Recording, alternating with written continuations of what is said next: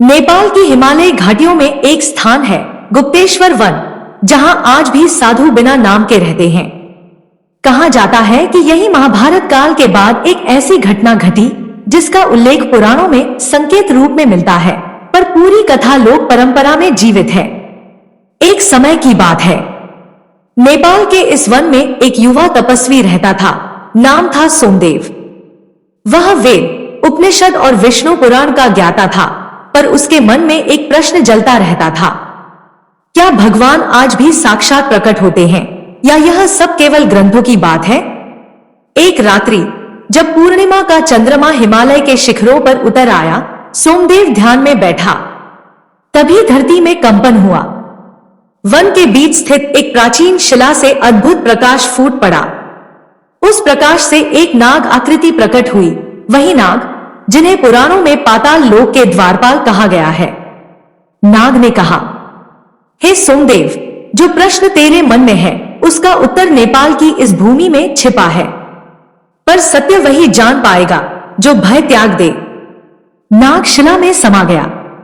अगली सुबह सोमदेव ने देखा, उसी स्थान पर एक प्राचीन शिवलिंग प्रकट हो चुका था, जिस पर स्वयं जलधारा बह रही थी। ग्रंथों में वर्णित स्वयंभू शिवलिंग, वही लक्षण।